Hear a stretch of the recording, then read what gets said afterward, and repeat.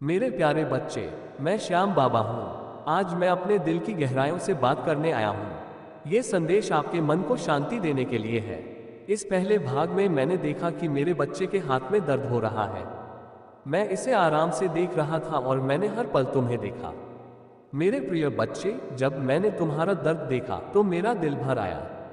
इस महीने जो कुछ भी तुमने सहा वह मेरी आंखों के सामने से एक पल के लिए भी नहीं हटा।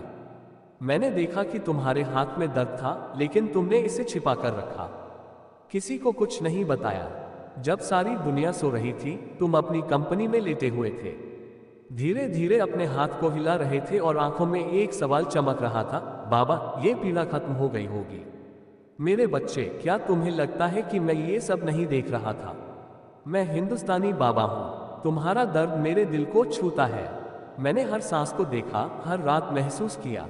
जब दर्द असहनीय हो गया था, जब नींद उड़ गई थी, जब लगा कि ये दर्द कभी खत्म नहीं होगा, तब भी मैं तुम्हारे साथ था। तुम्हारे सामने था हाथ को देखना और छोड़ देना, लेकिन मेरे सामने तुम बैठे थे, आंखों में दर्द छुपाए हुए। मैंने देखा कि तुम कितने मजबूत बनने की कोशिश कर रहे थे, कितना सह रहे थे। फिर भी मेरे सामने बस इतना ही कहा, बाबा। मेरे प्रिय, यह विश्वास मेरे लिए अनमोल है। मैं हर पल तुम्हारे साथ था और अब मैंने देखा कि वह दर्द अब समाप्त होने वाला है। मैंने इसे अपनी आंखों से देखा है और अब मैं इसे दूर करने वाला हूं। लेकिन मेरे बच्चे, ये सिर्फ हाथ का दर्द नहीं था। इस महीने मैंने देखा कि तुम्हारे मन में भी पीड़ा थी। घर की चिंता थी, कोई बीमार था, शायद कोई खर्चा पूरा नहीं हो रहा था। रात को जब तुम अकेले थे, तुम्हारी आंखों में सवाल थे, बाबा, ये सब कब ठीक होगा? मैंने देखा कि तुम दिन भर मेहनत करते थे, थके हुए शरीर से, टूटे हुए हौसले से, लेकिन मन फिर भी अडिग था। तुमने अपने परिवार के लिए, अपने सपने के लिए और मुझ पर अपने विश्वास के लिए खुद को झोंक दिया। फिर भी जब सब सो चुके थे, तुम्हारे आंसू छलक जाते थे और तब तुमने मुझसे कहा, बाबा, मेरी मदद करो। मेरे बच्चे, ये प्रार्थना मेरे दिल तक पहुंची है। मैं तुम्हारा बाबा हूं और तुम्हारा हर दुख मेरा दुख है। मैंने तुम्हारी हर रात देखी है, तुम्हारी हर पीड़ा को महसूस किया है। लेकिन अब वह समय आ गया है जब ये सब खत्म होने वाला है। हाथ का दर्द जाएगा, मन की पीड़ा दूर होगी।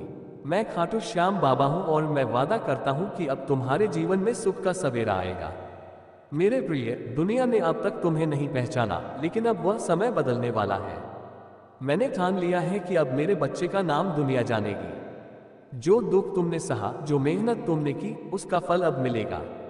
तुमने कितनी बार अपने दुखों के बीच भी दूसरों की मदद की। जब खुद परेशान थे तब भी किसी का सहारा बने, जब मन भारी था तब भी किसी को हंसाया।